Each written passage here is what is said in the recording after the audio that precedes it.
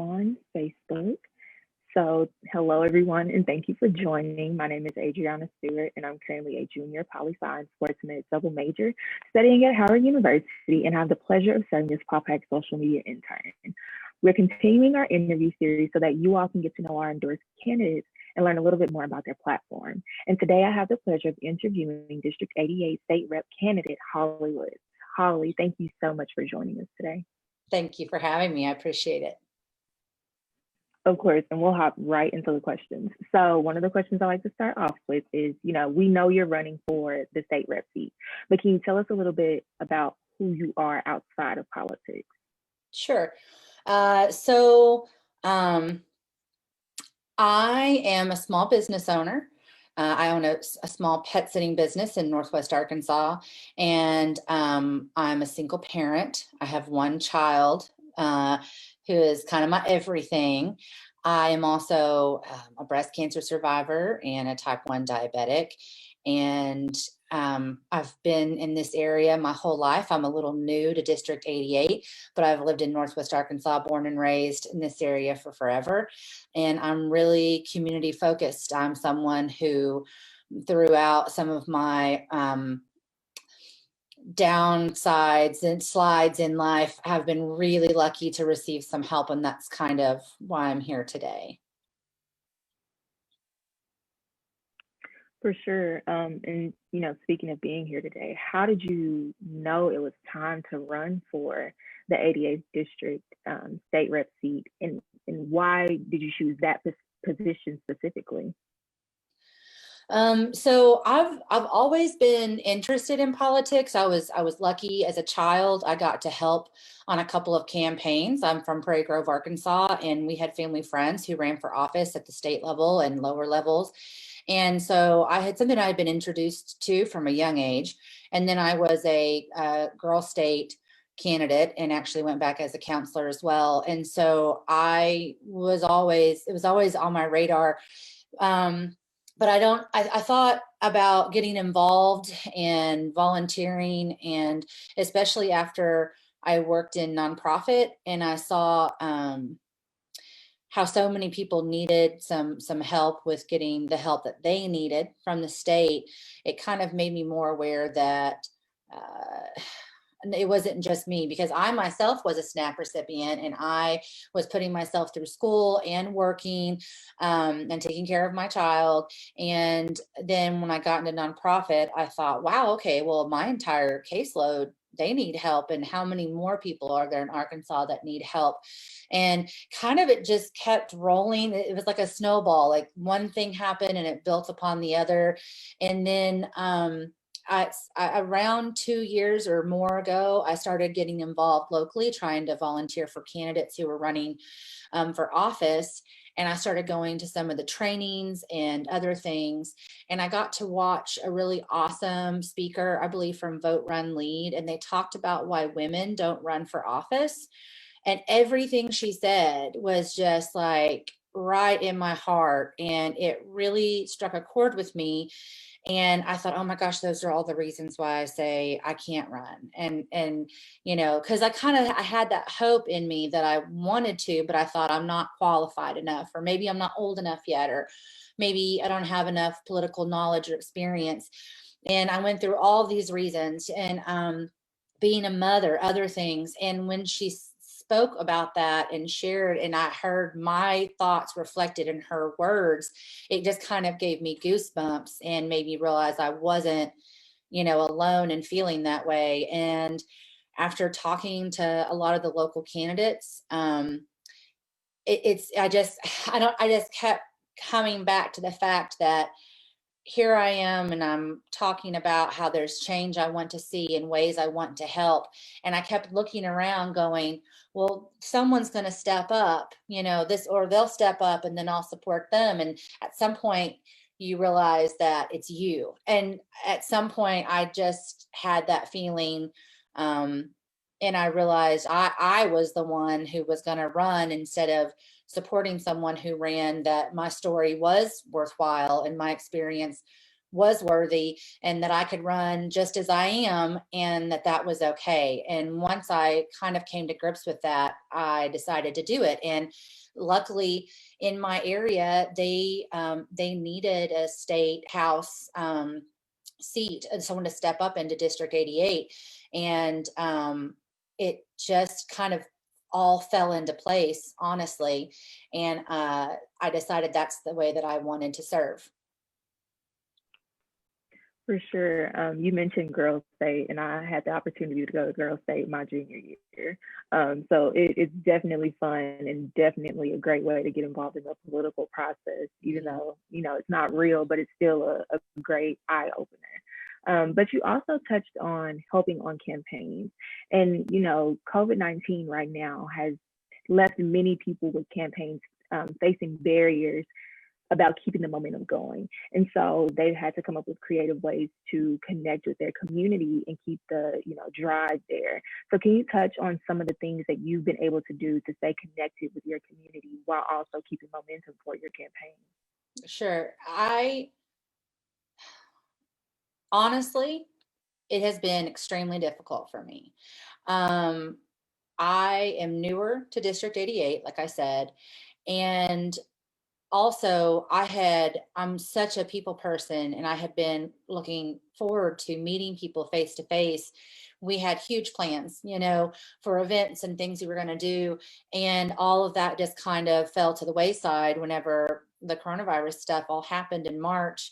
And as a small business owner and as a parent, I ended up doing what a bunch of other Arkansans are doing, which is trying to save their business and trying to live through virtual schooling their child. And just the teaching alone is a lot for parents to do. And so I have been, I think, like a lot of people, in survival mode to some aspect through some of this. And so I've done some campaigning, but the campaign doesn't look like what I thought. I didn't get to do everything I wanted to do.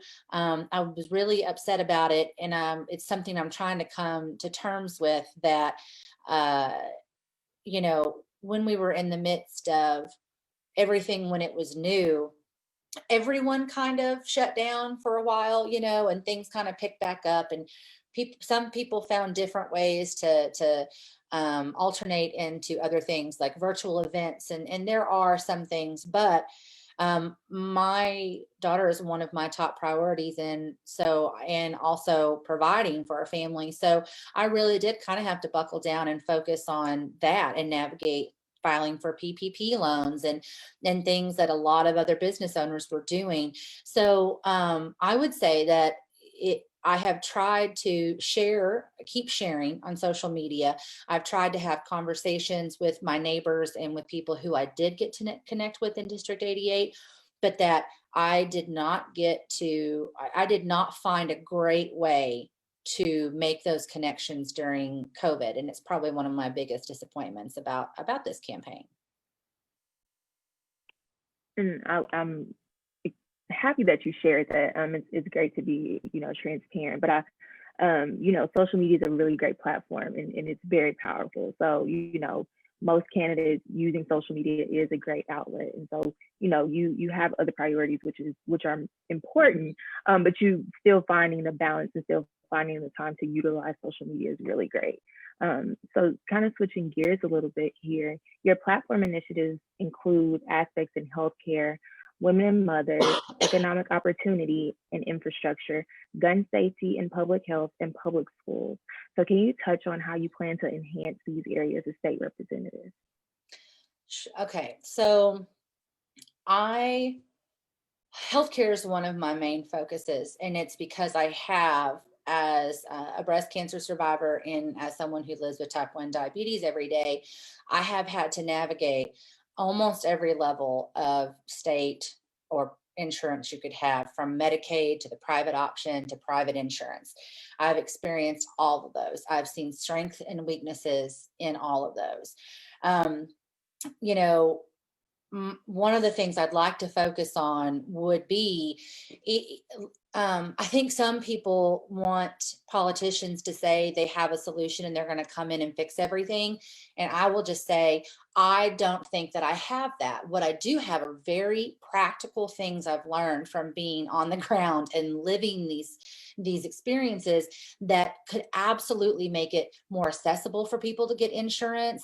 And I think make it, where people feel less like a number and more like a person. One of the things I've realized is that in Arkansas, at least up until now, it might vary on the county, but I'll say in my experience at the county, caseworkers did not want to share their email with you. They didn't want you to send your documents via like scanning them in or sending an image from their phone. They really gave pushback on turning things in.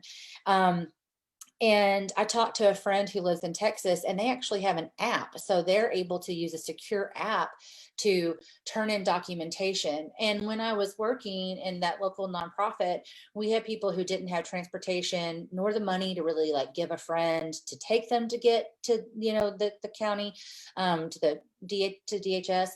And so that some people don't think of that being a barrier, but it is. Transportation, even postage for postage. So if we could make some small changes, I think those would 100% help people get what they need easier and also prevent them from losing coverage they already have, because there are a lot of hoops you have to jump through just to keep your insurance.